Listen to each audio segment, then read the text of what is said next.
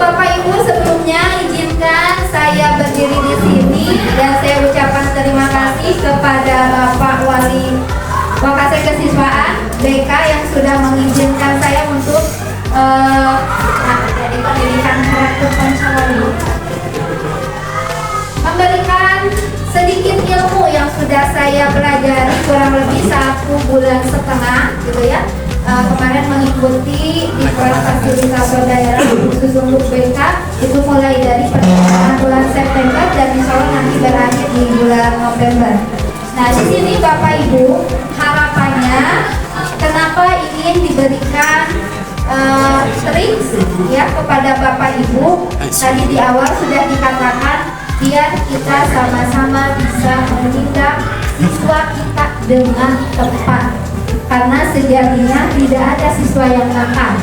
Karena sejatinya tidak ada siswa yang malas apabila memang kita tepat menindaknya. Oke, next Pak Sandi, Pak Punca. Ya. Baik Bapak Ibu, sebelumnya saya akan ajak, karena ini tadi judulnya adalah 7 jurus BK hebat. Namanya 7 jurus berarti Bapak Ibu berada di sebuah padepokan, ya. Di mana Bapak Ibu nanti ke depannya akan diberikan 7 jurus dan siap untuk menjadi pendekar-pendekar hebat yang siap, ya, yang siap membantu siswanya menghadapi permasalahan di lingkungan sekolah ataupun di keluarganya. Baik Bapak Ibu, belajar Kasanti mengingat, ya. Di sini Bapak Ibu akan mengenal diri untuk mengoptimalkan cara berpikir, merasakan potensi dan mengoptimalkan energi baik yang ada di dalam diri kita. Aja pasan. Oke, Bapak Ibu, di sini ada 7 jurus BK hebat. Yang pertama adalah kenali potensi, yang kedua adalah kelola emosi, yang ketiga adalah tumbuhkan resiliensi, yang keempat ada jaga konsistensi, 5 jalin koneksi, 6 bangun kolaborasi, dan yang ketujuh ini ada menata situasi. Setelah saya mengikuti diklat ini, ternyata alhamdulillah kalau SMK 14 ini sudah menerapkan ketujuh jurus BK hebat ini, meskipun belum sempurna, ya, meskipun belum sempurna. Kenapa dikatakan belum sempurna? Masih ada hal-hal yang memang harus kita benahi dan perbaiki. Dan dengan 7 jurus BK hebat ini, mudah-mudahan kita bersama murid bisa melangkah tepat apa yang menjadi kebutuhan siswa-siswi kita. Lanjut Pak Santi. Oke, baik Bapak Ibu, di sini ada jurus pertama. Tujuannya dari jurus pertama ini adalah mampu membantu murid mengeksplorasi minat dan bakat melalui asesmen. Ya, insya Allah kalau hal ini sebenarnya sudah kita lakukan di awal, cuma belum dioptimalkan. Yang sering atau yang kita lakukan adalah masalah gaya belajar, tetapi itu tidak diterapkan di lingkungan kelas kita. Ya, di lingkungan kita tidak diterapkan. Harusnya ini bisa dioptimalkan. Yang berikutnya, ya, kenali potensi ini kita bisa melakukan kecerdasan majemuk, di mana kecerdasan majemuk ini ada 8. Kemarin saya sudah mengimplementasikan di kelas 10 TITL 2, di kelas Pak Purnama, di kelas 10 MPLB 1. Ini ternyata anak-anak sangat antusias dan menyadari, oh ternyata ibu selama ini saya senang bernyanyi itu merupakan salah satu modal buat diri saya. Saya senang berhitung itu ternyata itu menjadi sebuah kecerdasan yang dimiliki oleh siswa. Sehingga apa? Nanti anak-anak tahu kecerdasan apa yang dimiliki dari anak tersebut. Tapi hasil dari 10 TITL 2 ini ada yang luar biasa ya. Ternyata kalau harusnya anak TITL itu harusnya ada di posisi kecerdasan kinestetik ya Bapak, tetapi hasilnya banyaknya itu adalah di intrapersonal. Anak-anak 10 TITL tidak suka praktek tapi walau-walau gitu. Ya. Hasilnya seperti itu Bapak Ibu.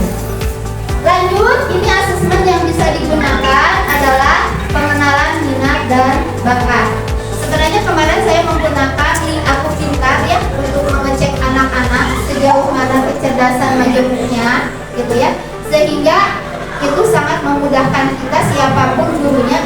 melakukan asesmen ini untuk menggali potensi anak. Lanjut Mas Adi. Oke, ini adalah 8 kecerdasan majemuk. Kita bisa lihat di sini ada Iwan Fals. Kira-kira masuk ke kecerdasan apa, Bapak Ibu? Kalau Iwan Fals? Musikal, betul. Cerdas musikal.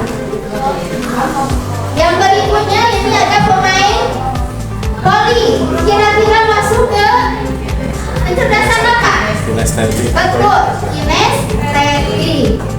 Selanjutnya ada B.J. Habibie. Kira-kira masuk ke mana? Cerdas, logikal, matematika. Betul, gitu ya. Dan yang terakhir di sini ada Ibu Kartini. Kira-kira masuk ke mana?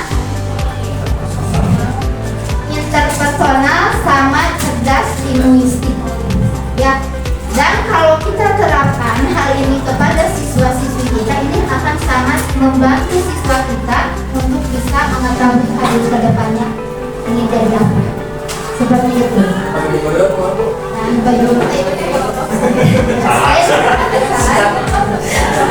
pertama 3 Pak Sony itu gimana? Oke, lanjut. Aja.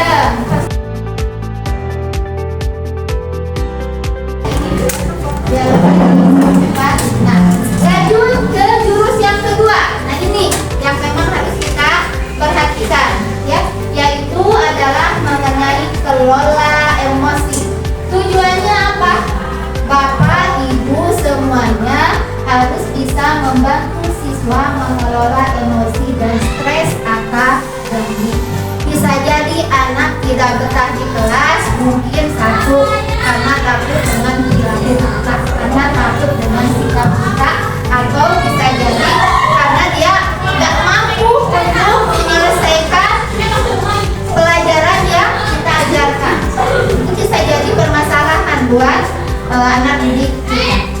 Yang berikutnya, nah di sini Bapak Ibu boleh bermain sebentar saja, boleh Bapak? Oke, baik. Bapak Ibu sudah memegang kertasnya, sudah ya?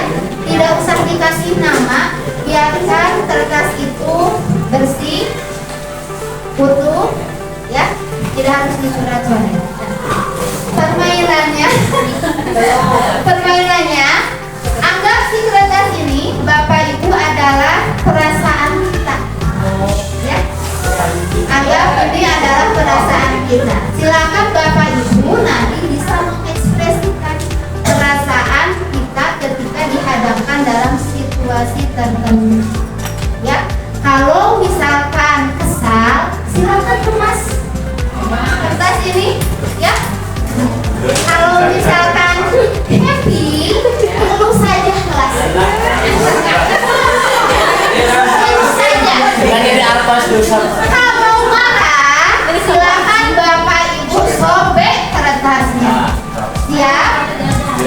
Pagi itu, Bapak Ibu berangkat ke sekolah, bahan ajar sudah disiapkan. Terus tidak namun beberapa meter sampai sekolah, tiba-tiba motornya mogok.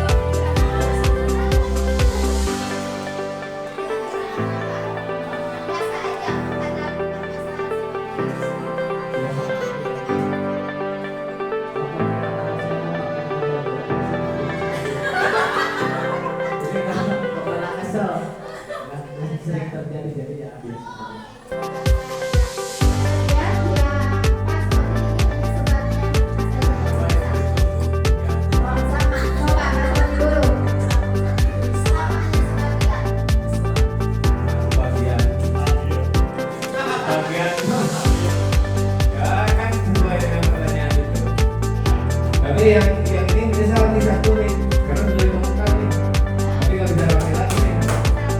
Ya, tidak.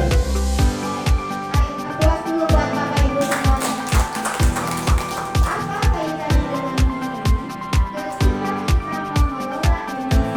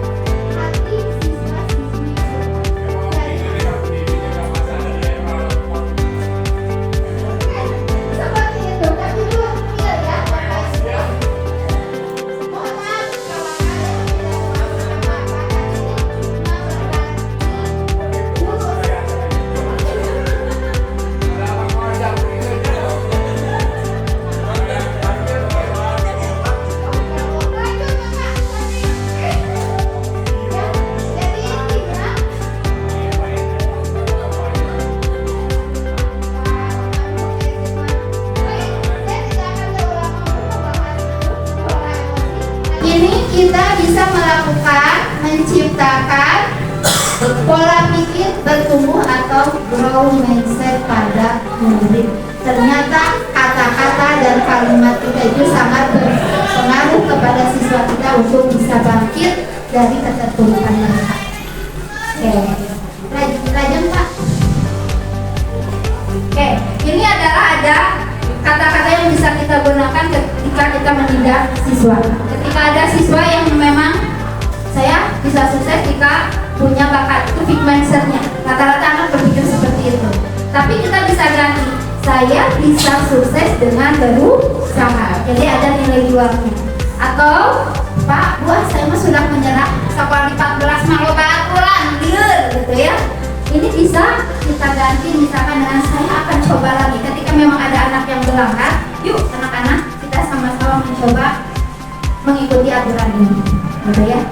Jadi tidak ada kata yang membuat anak jadi down. Berikutnya adalah saya tidak bisa diganti oleh saya belum bisa, atau mengapa masalah ini terjadi pada saya ini bisa diganti dengan solusi apa yang bisa saya upayakan. Jadi anak berpikir, si anak berpikir.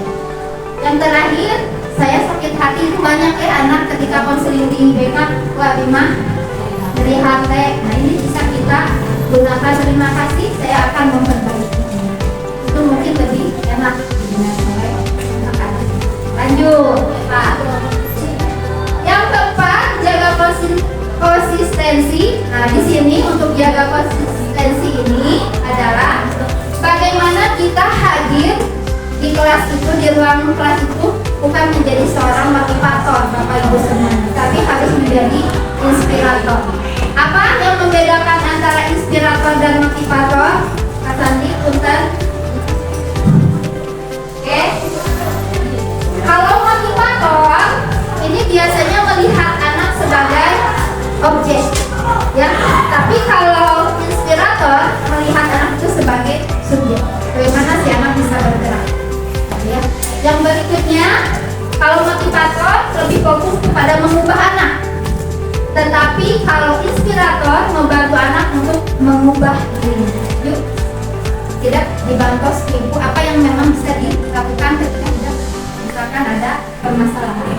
Lanjut, sini kalau motivator bisa mengasumsikan anak pada dasarnya negatif, malas dan tidak mau belajar. Ini bisa diganti dengan inspiratornya itu adalah berasumsi pada dasarnya anak itu sudah punya modal positif. Ajeng Pak Sandi. Yang kelima dari BK Hebat itu adalah jalin koneksi. Nah ini yang sangat luar biasa yang harus kita lakukan ya Bapak Ibu. Kita menghadapi anak itu tidak bisa sendiri ya.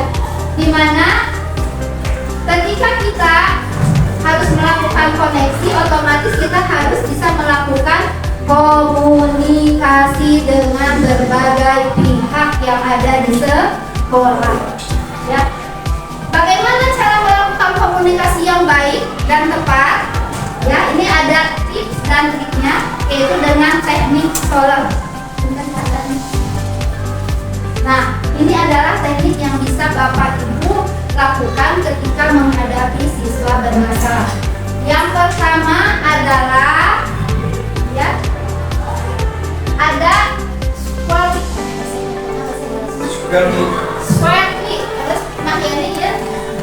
yang pertama adalah menghadap murid secara langsung dan posisi tubuh kita terbuka. Mangga sambil dipraktekkan Bapak Ibu. Ya. Nah, ternyata kita nggak tepat kalau ketika menghadapi anak kaki kita seperti ini, gitu ya. Terus kita seperti ini, dan itu tidak tepat Bapak Ibu. Ketika duduknya kita harus terbuka. Ya, harus terbuka. Ya, seperti itu. Yang keduanya open posture. Nah, ini adalah posisi tubuh kita bungkuk seperti ini. Seakan-akan berarti kita memiliki empati kepada siswa kita. Berarti yang nggak kendali.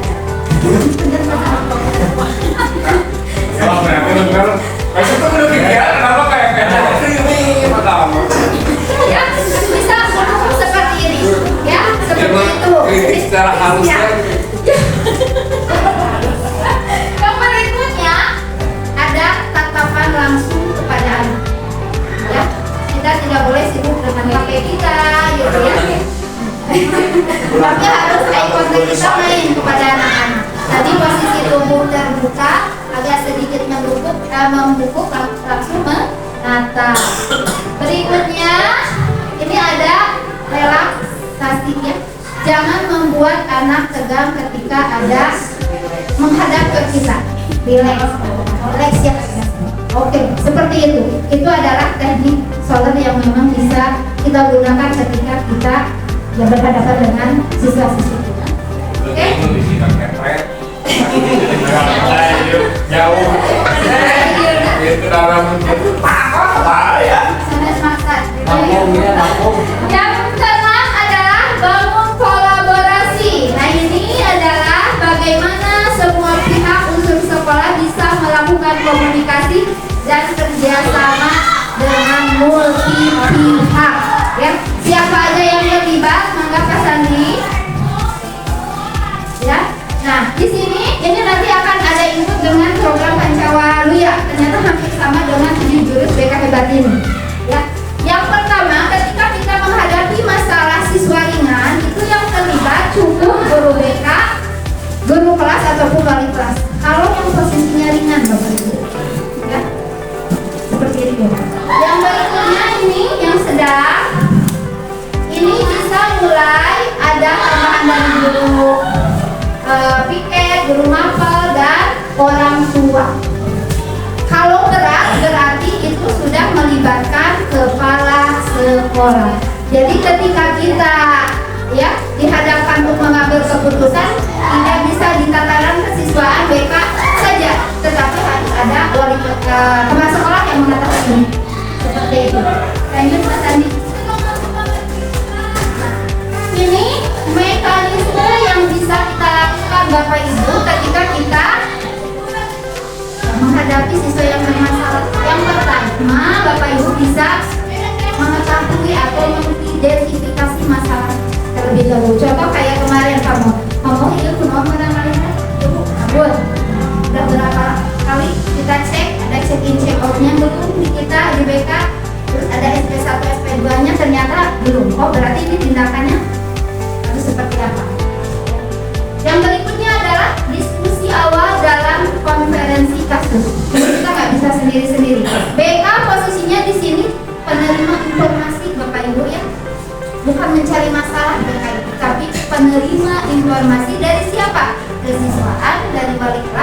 ataupun dari guru mata pelajaran. Ya, kalau misalkan siswa BK harus mencari permasalahan, terlalu banyak ya pekerjaan BK nanti. Kita menerima laporan, lalu kita akan menindak. Yang berikutnya adalah penetapan tujuan atau strategi berdasarkan tindakan. Ini nanti itu di aturan. Jadi kita ada aturan kan ya? Nah ini bisa ditetapkan. Yang berikutnya implementasi dan monitoring. Di sekolah kita alhamdulillah sudah ada check in check out gitu ya. Alhamdulillah BK juga dibantu oleh Pak Sandi dibuatkan jurnalnya. Itu adalah salah satu pemantauan yang kita lakukan. Sehingga ketika keputusan nanti anak layak untuk dipindahkan terus dikeluarkan itu dari monitoring ini. Yang berikutnya adalah evaluasi dan tindak lanjut. Itu insya Allah sudah berjalan di sekolah. Oke, yang terakhir Kak Sandi. 7 jurus yang terakhir ini adalah menata situasi, di mana lingkungan belajar ini sangat berpengaruh Bapak Ibu terhadap kondisi kenyamanan siswa-siswi kita.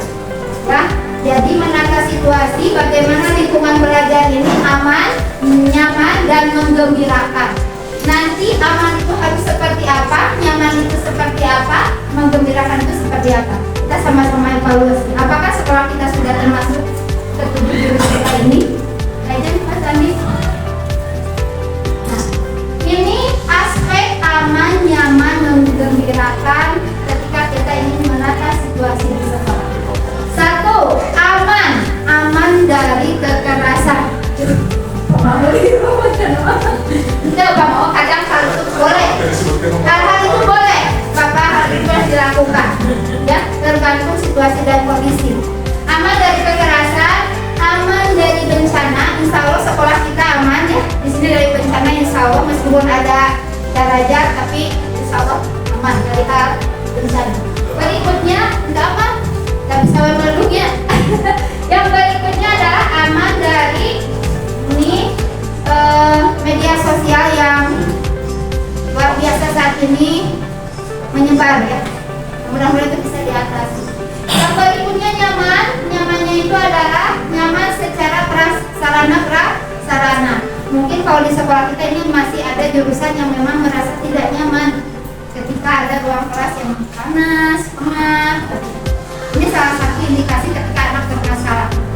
Yang berikutnya adalah nyaman relasi sosial. Jadi ada hubungan baik antara rekan kerja, antara kepala sekolah, antara siswa dengan muridnya atau murid dengan gurunya, antara siswa dengan siswanya atau siswa dengan muridnya atau murid dengan gurunya.